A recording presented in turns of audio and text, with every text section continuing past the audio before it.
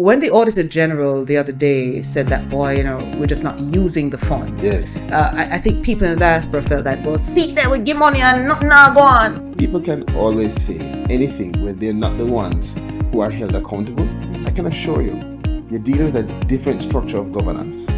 Andrew Holness is not playing games. It's the first time I hear World Bank speaking the patois. How will you do this? I'm looking at you and I say, hold on, you work out still? I started to work out. I reached day 48, and that's because of my father's consistency. You know him. He just had a brain surgery.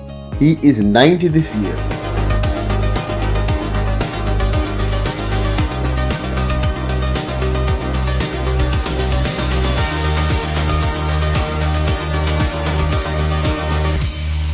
Welcome once again to our podcast. I'm Naomi Francis. Listen, if you want to see how my head swell, you know how I'm really just grinning from ear to ear, which you can already see.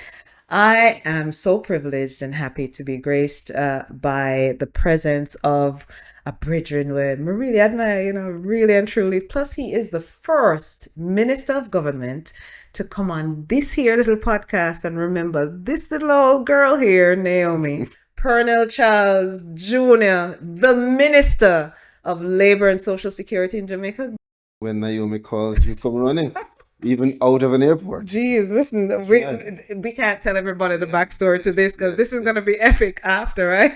Let's say we trust Naomi. Yeah, listen, man, we'll get it done. Thank you so much for coming. You are actually coming on set en route to Geneva. Let's start there in terms of just some updates in terms of what's going on in Jamaica and why are you heading to Geneva? So the Geneva will host for the next 2 weeks the International Labour Organization Conference. I'll be there just for a week, but I represent Jamaica in giving our national statement. I also represent CARICOM in presenting issues relating to the tripartite, which is a government, employers and employees relationship, and also on discussions around social dialogue that makes that tripartite work. We'll also be meeting with the Director General of the ILO to discuss issues in terms of how the ILO will work with the Caribbean countries to strengthen our capacity to have a dynamic workforce and to look on decent work and the future of work and all of these issues that are important for a country like Jamaica that is now at its lowest era of unemployment.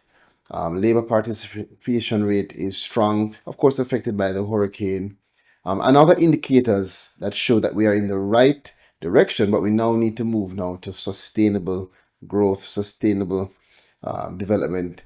And so it's a very important meeting on the heels of Hurricane Melissa.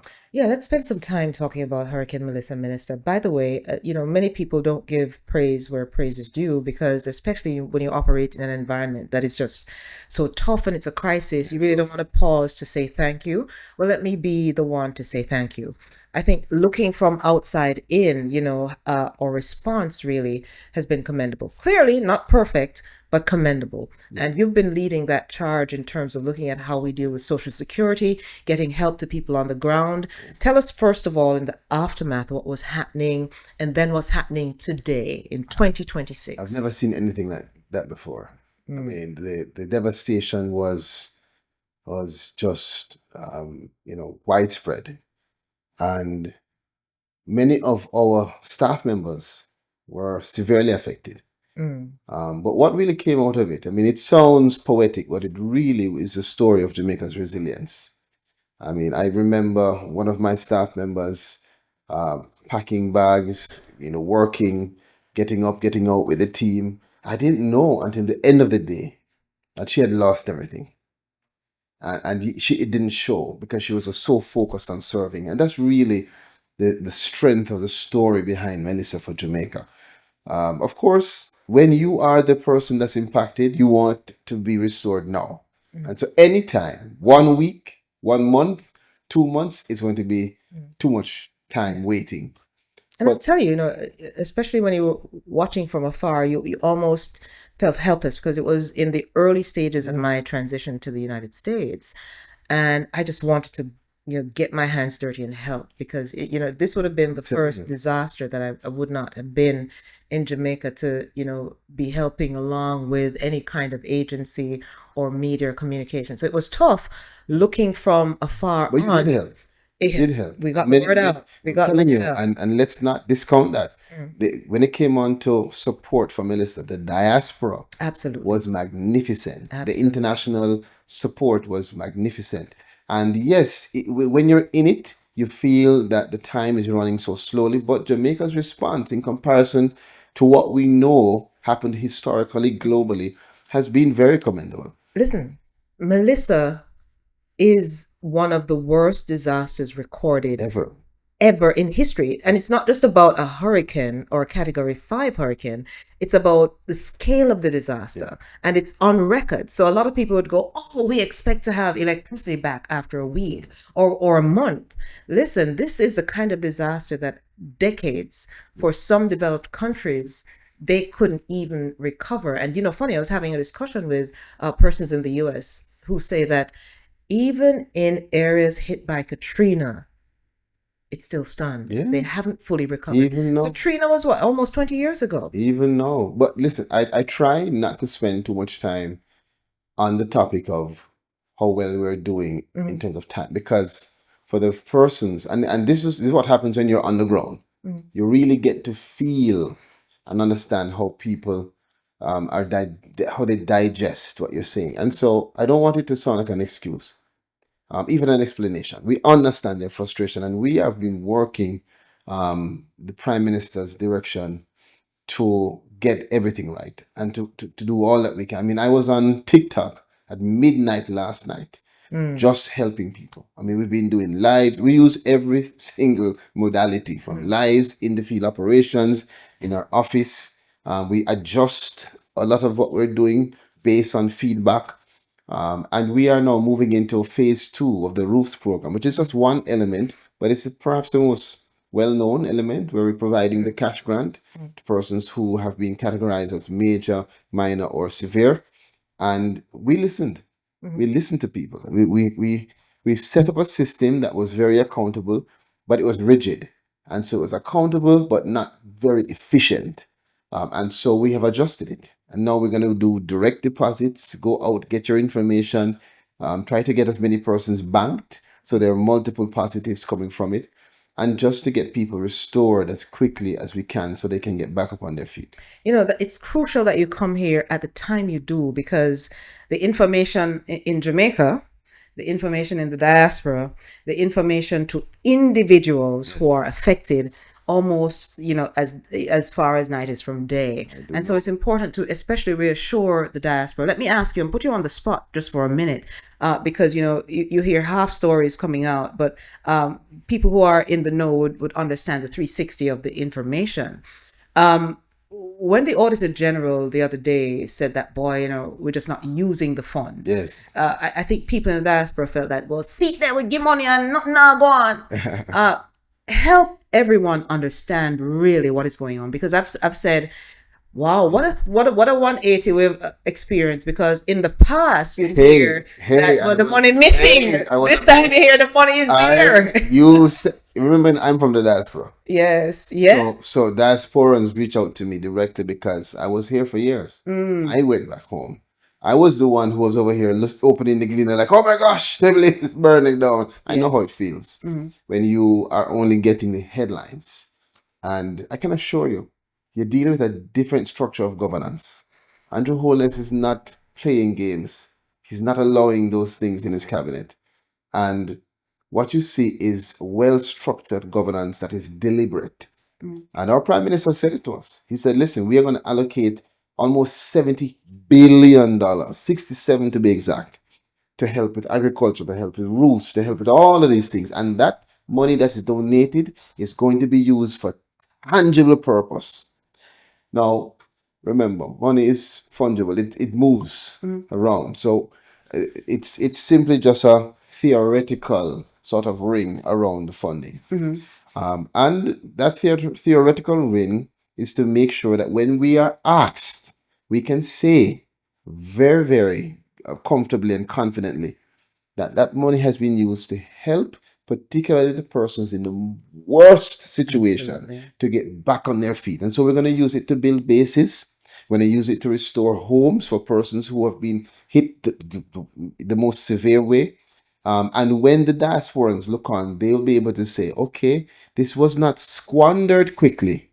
This was used strategically to help. My money was used to help the persons who needed the help the most. But that means also that you have to look on the full context. Some would want you just to look on just that ring-fenced funding without the context that we've spent multiples of that to do all of the other things that are necessary to help the country to bounce back.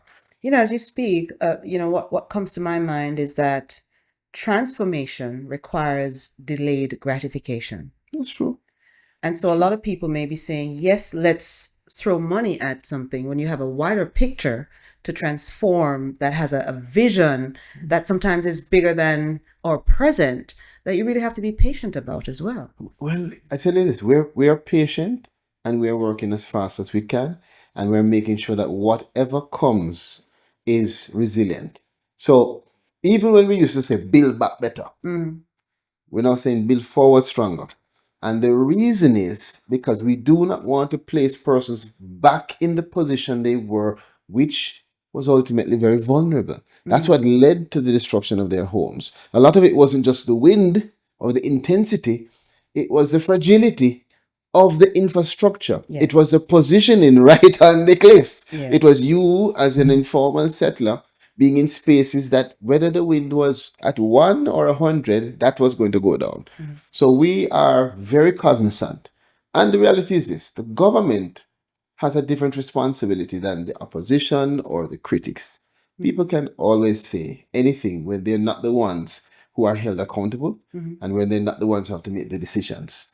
And if an objective examination is done of all the decisions made and the adjustments made and the outcome, it will prove that the government that you have has made sound decisions, has made credible adjustments, and that we have significantly positive outcomes that have helped thousands of Jamaican families.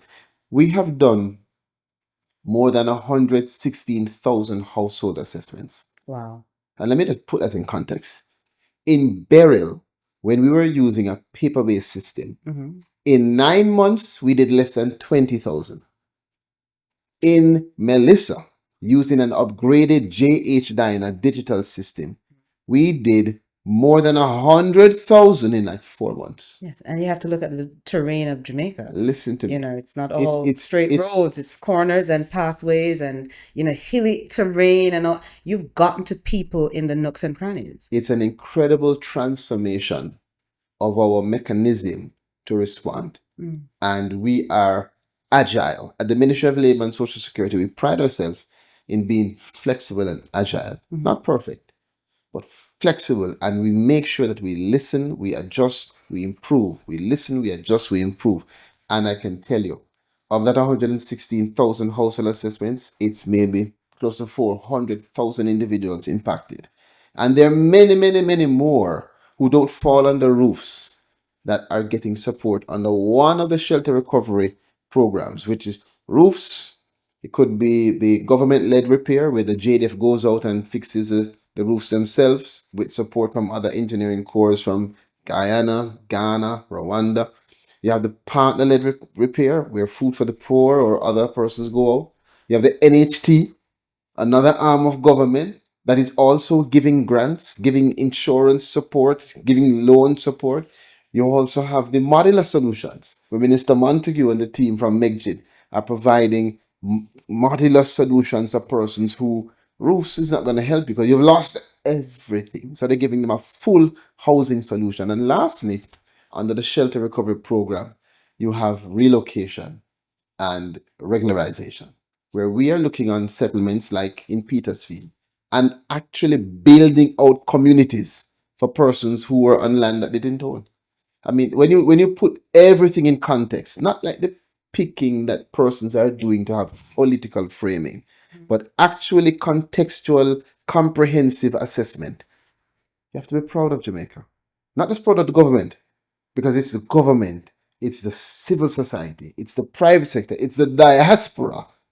All of us have stepped up and put Jamaica in a position where the World Bank, when they come and evaluate, has to step back and say, how we do this? It's the first time I hear World Bank speaking in Patois.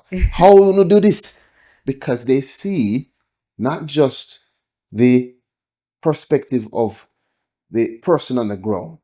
They are seeing a global perspective and they are able to examine all that has taken place before, how other countries have handled this, how countries with larger economies have dealt with this, and they're saying, Jamaica, we see you. We see your effort. We see the impact. We see what you're doing and we commend you. That is the true measure of the success in this story. That's so profound. How then do you remain so solution oriented, solution focused, as the name of the podcast is, in the midst of all of that that's going on? Because you still have people who need help. I mean, let me tell you, when you see persons who don't know me getting my number and messaging me and say, boy, Minister, I still need help, but I want to say thank you. I tell you, it pulled me. Because as much as you might have persons out there doing the political framing, pushing this negative narrative, you have so many more Jamaicans quietly, and some of them speaking up, saying, we understand the situation that we're all in. This is a category 5. Matter of fact, some of the scientists called it a category 6.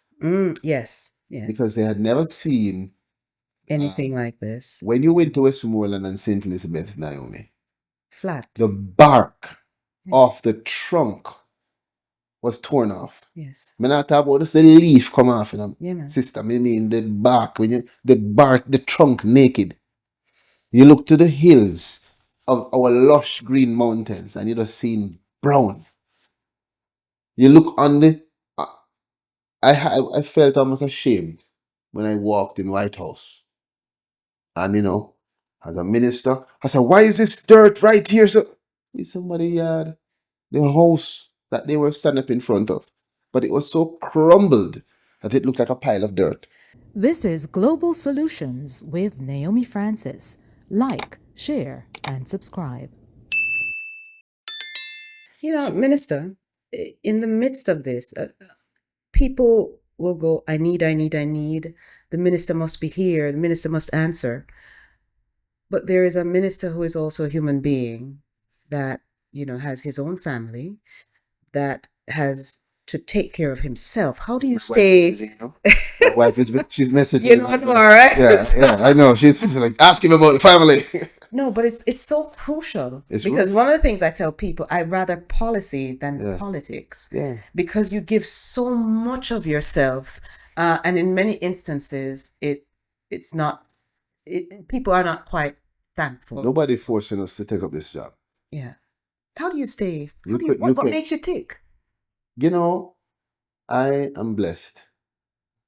And I'm blessed with parents who taught us that the blessings are for us to bless. It sounds cliche, but I'm telling you, in my household, people know Pearnel Charles, but they don't know Gloria. Mm-hmm. My mother is a massively powerful woman. And there are times when we would come home and Peter and I would just see somebody in the room. I said, but where does Virgin come from? And he says, there for a year, 2 years, becomes another brother. So we have no other option. It's inherent in us. It's a family of service. To just serve and to give and to do so without seeking validation. I mean, of course, politician, I like when people like me. I like when people vote for me. But ultimately, the greatest vote is to know that when you go to your room and rest your head on your pillow, you can sleep well and not have to wonder, am I giving my all? Am I helping that lady that called me now from St. Thomas? Am I giving support to this mother of 3 who is in Westmoreland? Am I helping the person with disability, the senior citizen? And I can comfortably say so, that we are doing all that we can and that we are seeing results. Many people take for granted where Jamaica is now, because it is often difficult to look back. Mhm. Remember, you're dealing with a country that is now having its lowest crime rate Yes. since 1990, Yes. lowest unemployment from decades. The several other factors relating to national development are all positive throughout COVID and two massive hurricanes. Yes. That tells you a lot about the change in posture of governance and leadership and management. And when you hear the Prime Minister and you hear the government talk about productivity, it's not just talk. We are putting in place the laws, the measures. NARA coming in now, it's going to allow us to do so much in terms of infrastructural work. All of these things are coming to fruition because of strategic decisions and full on commitment to executing them. You know, I'm sitting here smiling because I've known you for a while, and there's a maturity as a politician that you have literally come into your own. And every time I almost kind of steer the conversation to, well, what makes you tick? Who are you? You pivot right back to this element of service and seeing better for Jamaica, Yeah. which is quite interesting. Kayana Allman, you're a young man who's really passionate about his Yeah, but his country time, listen, I was here doing well. in Atlanta. And Yes. between New York, Washington, my sister was in Atlanta. So I would come down and I just set up an office in Florida Mhm. on Turkey Lake Road. You gave up a lot for Jamaica, Yeah, yeah, I did. and But you're in the prime of your life. You want me to tell everybody your age? Because really and truly, have you been through midlife crisis as yet? no, I don't think that I've been allowed to. The Prime Minister has had me moving all over the place and But what I'm saying is that you're working. not even there yet, No. and you have just taken on to the role like, dry peas take on to water, where No, time is you've gotten it. moving, Time is moving, and you have to ask yourself ultimately the question: if I had everything in the world, what would I be doing? If I had all the money, what would I be doing? And if I ask that question, it always goes down or goes back to I'll be serving. Of course, I'd be doing some investments with this and helping my family, but ultimately, I'd be serving. I'd be developing my foundation. I'd be helping students. I'd be helping the vulnerable. I'd be creating more scholarships, which is what we did with the ministry now. If you heard our sectoral, Yeah. we've thought up so many different things to make sure that our allocations are used with a laser focus to establish ways to encourage people for us to have the professionals in Jamaica that you don't have to say, well, we have to go foreign. But you have professionals that can deal with autism, professionals that can deal with different ranges of persons who have, whether it is, advantageous qualities in terms of their academic capacity or, otherwise, whatever it is, we need those professionals, speech therapists and others. So we're using our allocations to encourage scholarships, to encourage those things, to develop partnerships across the world to bring technology to Jamaica. We want to Fantastic. be that place. I've got just a few for you as then we wrap up. Pearnel Charles is, finish a sentence. Pearnel Charles is a son of Jamaica, child of God, and someone focused on serving. Pearnel Charles likes. Pearnel Charles likes family. I like music Kind of music. and all types of music. Dancer. I play classical and I listen to that. Chronicler. I listen to religious music. Mhm. But I love, not just like I love Jamaica. Mm. And that pushes me. See, and again, it sounds cliche. What's your big That vision feels- for yourself first and for your country? I want to continue to serve. I want to find a way to be better at balancing serving the country, serving my family, and ensuring that I also invest some time in myself too. That the last 10 years that has been on the back burner. Yes. But the larger vision is to see at least from my constituency first, a space where we are in four situations. Either everyone is either in school, in training, at work, or retired. Okay. I want people to be productive, Very good. people to be independent, and I Right. want people to be happy. I want a happy Jamaica. Don't take for granted that word. Happy. We want a Jamaica where people feel productive and happy. And Well that's what peace Well done. and productivity is about. Thank you. I'm looking at you and I say, hold on, you work out still? I am Well, the good thing is that you don't have a paunch, which is no. really good. So I tell you something. I started to work out. I reached day 48, Mm-hmm. and that's because of my father's consistency. You know him. Mm-hmm. He is 90 this year. He still plays tennis, I'm right? telling you, 90 this Teach year. at tennis. Well, let's not go there. He just had a brain surgery Ooh. because he Just give him our got the best. bad flu Mm-hmm. and kept on coughing till he burst a brain vessel. Ooh. But he is up and running, and Give him our best. I was told by somebody who shouldn't have told me that he was on the tennis court last week. So I told my brother, who is the surgeon, Yes. and we had to go up to the house and reprimand him. What is the man doing on the court after surgery? 90. Longevity lives in your Because genes. of him. Would you ever have your hair? Would you ever stop having a bald head and doing what your dad does in terms of two sides? Maybe one day as a joke I'll do it. I'll do it. I'd love to see I'll it. probably I get one of the think people would love to see it. the wigs, the white and black. Listen, it's been such a pleasure having you here. What will happen after this will be something for the ages for people to know. But we're thankful that you literally came off a plane, came to sit with us, and then now the other part we're going to certainly have to write it in the books for sure. Listen, a short time. Yes. So Yes. when you get opportunities, as you know, Charles Augustus Watson, 95-year-old mentor of mine, told me, grab them. Yeah. Grab the opportunities because they will rush past you down the hill and you will not be able to grab them from the back. Absolutely. Thank you. So you presented an opportunity for me to show how much we love and respect you. And You too. we did that. That's it. Thank you. Thank you. Love you from the crown of your head, although you have no hair upon it, to the sole of your feet. May you always, have success, good wishes coming your way. And listen, you know that I'm only a phone call away. Thank you very much. And all the best to you. Thank you so much. Really appreciate it. Minister Pearnel Charles Jr. with us today on the podcast. Thank you so much for joining us. Join us again. We'll have another very interesting guest.